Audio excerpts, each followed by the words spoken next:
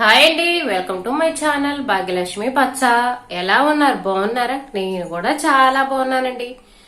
ఈ రోజు బాత్రూమ్ మొత్తం డీప్ క్లీన్ చేయాలనుకుంటున్నాను. ఇదిగోండి బాత్రూమ్ ఇలా ఉంటది. ఈ బాత్రూమ్ మొత్తం ఈ రోజు డీప్ క్లీన్ చేసేసేయాలండి. బాత్రూమ్ లోనే మాకు గాబు ఉండిద్దండి. ఈ గాబులో నీళ్లు మొత్తం తీసేద్దాం. తీసేసి ఈ గాబును కూడా మొత్తం నీట్ గా క్లీన్ చేసేసేయాలి. గాబు కడిగి కూడా 4 రోజులు అవుతుంది. ఈ గాబు మొత్తం కూడా క్లీన్ చేద్దామని ఈ నీళ్ళన్నీ తీసేస్తున్నాను. ఈ నీళ్లు తీసి ఈ లెటర్ను క్లీన్ చేయడానికి కింద ఈ గచ్చు ఉంది కదండి, గచ్చు మొత్తం నీట్ గా క్లీన్ చేయడానికి ఉండిద్దిలే అని ముందు ఈ వాటర్ అన్ని తీసేసి ఇదిగోండి ఇలా బకెట్ లోకి పోసి పెడుతున్నాను. ఇలా లెటను కింద గచ్చు ఈ మొత్తం క్లీన్ చేయొచ్చు.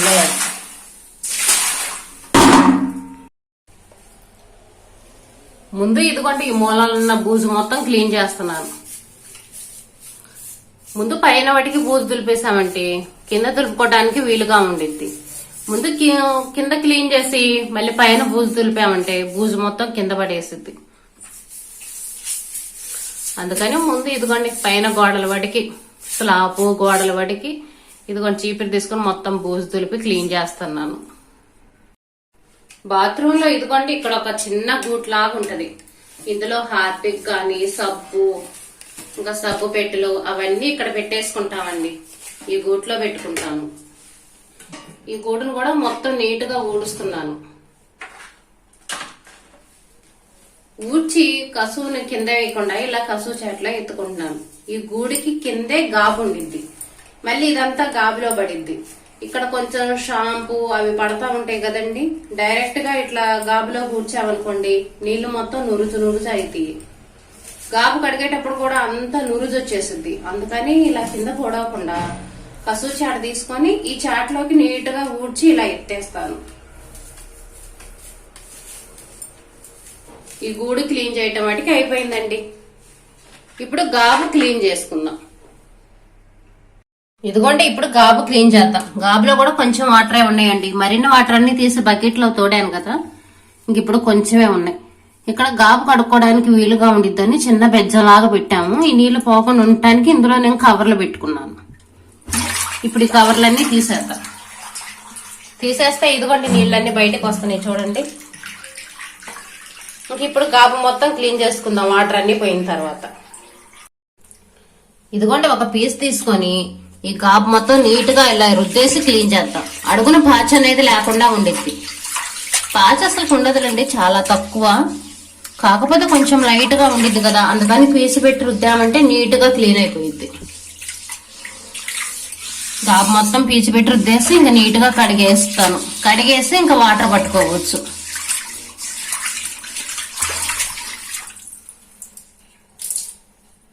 ఇదిగోండి రుద్దటం అయిపోయింది. నేను కొన్ని వాటర్ పోస్తున్నాను. వాటర్ పోసేసి మొత్తం నీట్ గా క్లీన్ చేసుకుంటే సరిపోయింది. ఈ వాటర్ అన్ని పోయిన తర్వాత ఇవిగోండి కవర్లు ఉన్నాయి కదా, కవర్లు పెట్టేసుకొని మోటార్ వేసుకొని ఇంకా గాబు నిండా వాటర్ పట్టుకుంటాను.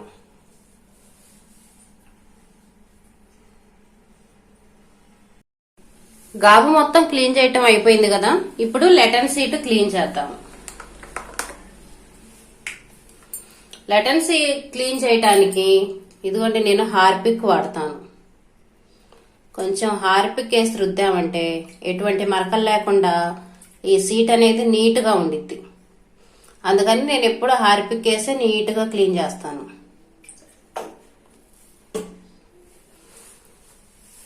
ఇదిగోండి బ్రష్ తీసుకొని మొత్తం ఇంకా రుద్దేద్దాం.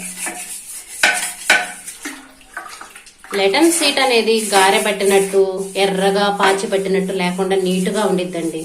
2-3 రోజులకు ఒకసారి కనీసం ఇలా హార్పిక్ వేసి రుద్దుకుంటే లెటన్ సీట్ మాత్రం చాలా నీట్ గా ఉండిద్ది. ఎప్పుడు కొత్త దానిలాగా ఉండిద్దండి. మేము ఈ సీట్ తీసుకొచ్చి కనీసం 20 సంవత్సరాల దాకా అవుతుంది. చూడండి ఎంత కొత్త దానిలాగా ఉందో. నేను శుభ్రంగా నీట్ గా ఇంకా ఇలా రుద్దేసి క్లీన్ చేస్తాను.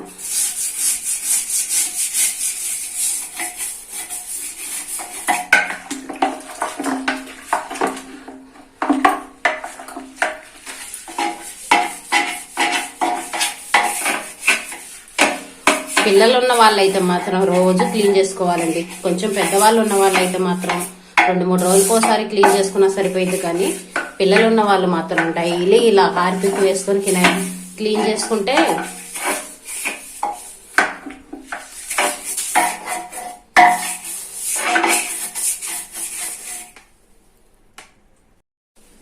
ఇప్పుడు ఇంకో వాటర్ పోసి కడిగేద్దాం. ఇందాక బకెట్లకు వాటర్ తీసుకున్నాను కదండి, ఈ వాటరే వాడుతున్నాను. ఈ లెటన్ సీట్ క్లీన్ చేయడానికి, కింద ఈ గచ్చు క్లీన్ చేయడానికి ఈ వాటర్ సరిపోతాయి నాకు. ఇదిగోండి లెటన్ సీట్ కడగటం కూడా అయిపోయింది. నెక్స్ట్ పని గచ్చు కడుగుదామా లేకపోతే ఈ బకెట్లు అవి కడుగుదామా? బకెట్లు అవి కడిగేద్దాం అనుకుంటున్నాను.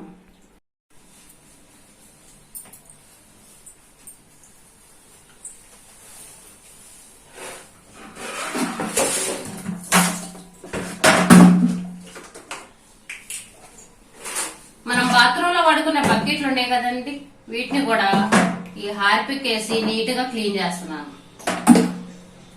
హార్పిక్ వేసి క్లీన్ చేయటం వల్ల మరకలు అనేవి త్వరగా పోతాయండి. మనం రోజువారీ వాడుకుంటా ఉంటాము, నీళ్ల మరకలు అనేవి ఉంటాయి. ఇంకో చూడండి బకెట్ ఇలా మరకలుగా ఉంటది. హార్పిక్ వేసి కొంచెం ఇలా పీచు ఒకటి ఉంటది కదండి, మనం అంట్లు రుద్దుకునే పీచులు ఉంటాయి కదా, అవి పాతయి అయిపోయిన తర్వాత నేను ఇలా బాత్రూమ్ లో బకెట్లు క్లీన్ చేయడానికి ఇంక ఇలాంటి వాటికి వాడుకుంటా ఉంటాను. అంట్లు రుద్దుకునేవైతే మనం వాడుకోలేము కదా, అందుకని తీసేసిన పీచులు ఇలా వాడుతూ ఉంటాను. ఇదిగోండి ఇలా రుద్దామంటే బకెట్లు మాత్రం నీట్ గా క్లీన్ అయిపోతాయండి. ఎంత గారె పట్టిన బకెట్లు అయినా సరే నీట్ గా క్లీన్ అయిపోతుంది. కనీసం వారంలో 1 రోజైనా ఇలా క్లీన్ చేసుకోండి.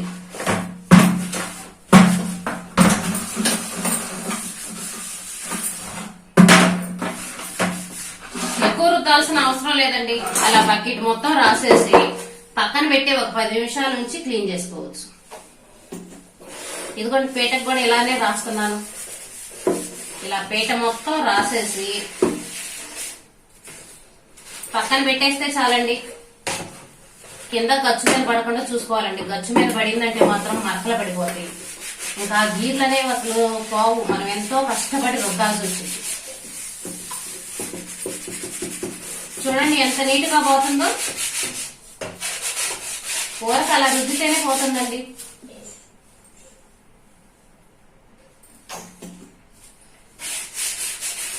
ఇలా రుద్దితే చాలు. కొంచెం హార్పిక్ వేసుకొని ఇలా రుద్దామంటే చాలు, నీట్ గా క్లీన్ అయిపోతుంది.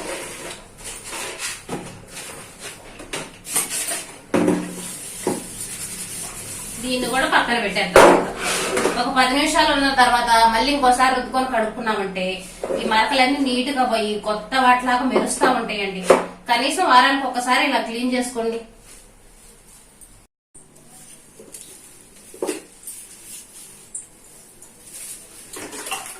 బాత్రూమ్ లో గోడలకు కూడా ఇదిగోండి కొంచెం వాటర్ చల్లి ఇలా చీపురు తీసుకొని రుద్దామంటే చాలు.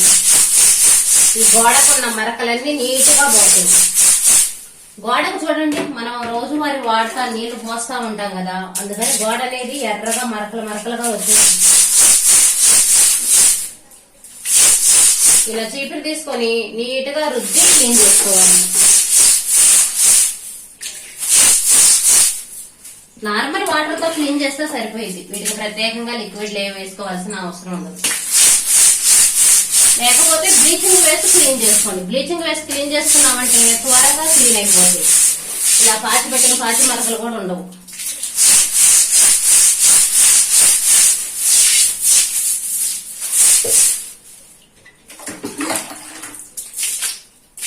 బాత్రూమ్ లో 4 వైపుల గోడలు ఇంక ఇలానే క్లీన్ చేసుకోవాలి.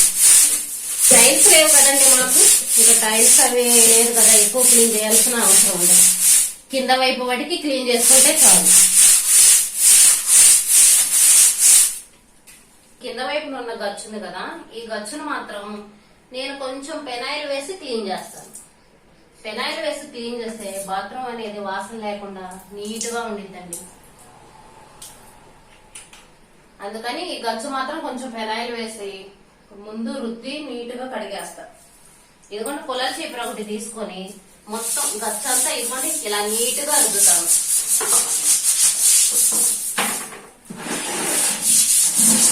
మనం ఎక్కువ రుద్ది క్లీన్ చేసుకోలేదనుకోండి అంతా జారినట్టుగా పాచి పెట్టినట్టు ఉండేది, ఇదంతా పాచి పాచిగా ఉండేది. మనం గబగబా నడిచేటప్పుడు కాలు జారి కింద కూడా పడిపోతామండి. దీన్ని మాత్రం తప్పనిసరిగా 4 రోజులకు ఒకసారి ఇలా రుద్ది క్లీన్ చేసుకోవాలి, లేదంటే పాచి పట్టింది.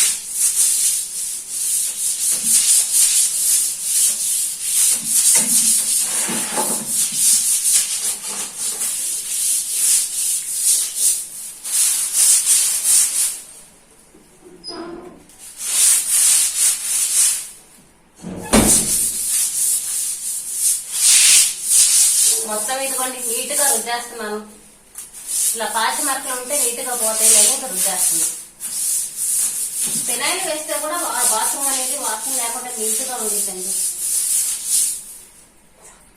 ఇంకా దీన్ని మొత్తం వాటర్ పోసి కడిగేసుకుంటే సరిపోయింది. ఇంకా బాత్రూమ్ మొత్తం డీప్ క్లీన్ చేసినట్టేనండి. డీప్ క్లీన్ పని బయటికి అయిపోయింది. బాత్రూమ్ పెద్ద అయినా చిన్న అయినా టైల్స్ ఉన్నా టైల్స్ లేకపోయినా మనకు ఉన్నంతలోనే ఇలా నీట్ గా క్లీన్ గా ఉంచుకోవాలండి. మన ఆరోగ్యం గురించి శ్రద్ధ తీసుకోవాల్సిన ఇంకొక ముఖ్యమైన విషయం కూడా బాత్రూమ్ కూడా క్లీన్ గా ఉంచుకోవాలి. బాత్రూమ్ క్లీన్ గా లేకపోతే బొద్దింకలు అనేవి ఎక్కువగా వస్తాయండి. అందుకని బాత్రూమ్ కూడా ఎప్పుడు నీట్ గా క్లీన్ గా ఉంచుకోవాలి.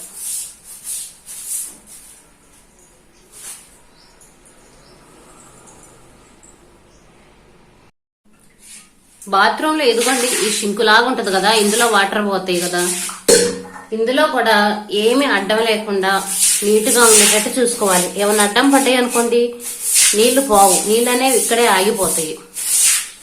అందుకని ఇందులో కూడా ఏమీ లేకుండా ఉండేటట్టు చూసుకోవాలి. ఏమైనా ఉంటే తీసి బయట పడేసేయాలి.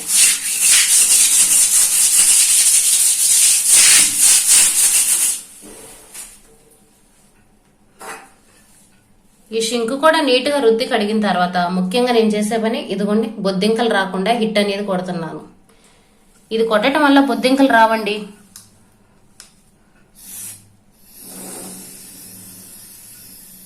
లేదనుకోండి బయట కాలువల్లో నుంచి బొద్దింకలు దీంట్లోకి వస్తున్నాయండి, దీంట్లో నుంచి బాత్రూమ్ లోకి వస్తున్నాయి.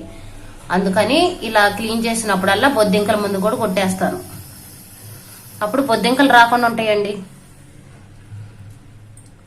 ఇదిగోండి హిట్ మొత్తం కొట్టేశాను.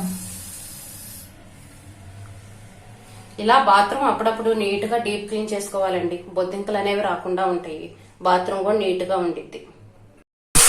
ఇదిగోండి పైన గోడలకి బూజు వాటికి దులిపేశాను, ఈ గూడుని దులిపేశాను, ఈ కూడా దులిపేసి ఇవ్వండి బాత్రూమ్ కడగటానికి కావాల్సిన వాటికి ఇదిగోండి ఈ గూడుల వాటికి సెట్ చేసుకున్నాను. గాబు కూడా కడిగానండి, గాబు కడిగి ఇది కూడా మోటార్ వేసి నీళ్లు పడుతున్నాను.